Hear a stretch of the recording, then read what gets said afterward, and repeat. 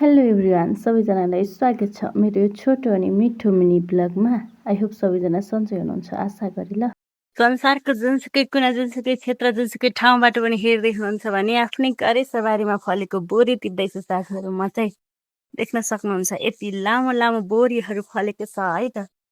काँटा पनि फलेको छ साथीहरू, देख्न सक्नुहुन्छ।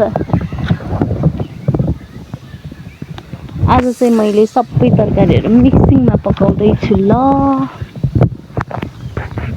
र हाम्रो साथमा छ फर्सीको मुन्टा। तपाईँहरूले चाहिँ यसलाई के भन्नुहुन्छ? हामीले चाहिँ फर्सीको मुन्टा भन्छौँ ल। मुन्टा मन्टा के भन्छ त्यही है त। र आज चाहिँ मैले यस्तो अर्ग्यानिक तरकारी बनाउँदैछु भने नि साथीहरू, देख्न सक्नुहुन्छ करेसाबारीमा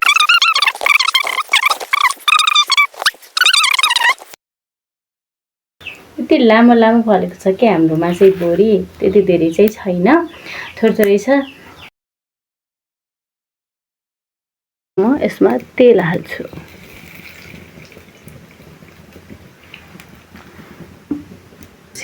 मेथी, त्यसपछि हामीले काटेर राखेको प्याज,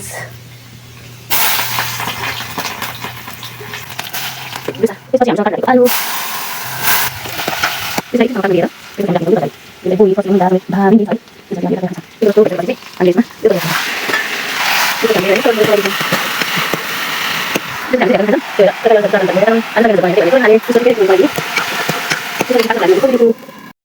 अब चाहिँ हामीले निकाल्छौँ।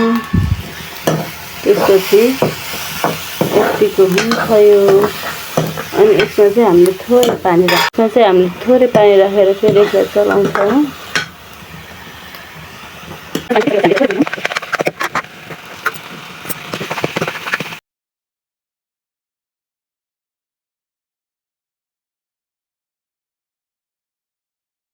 यो ल साथीहरू, मेरो तरकारी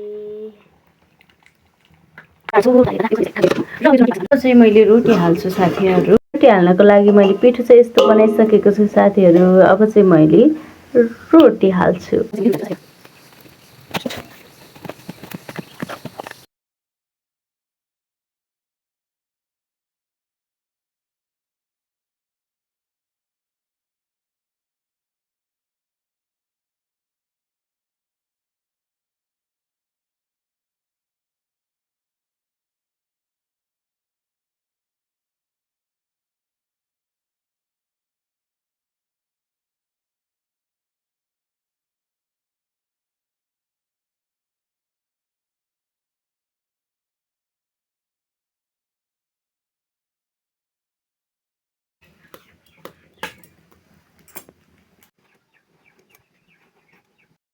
मैले रोटी हालेर पनि सकेँ।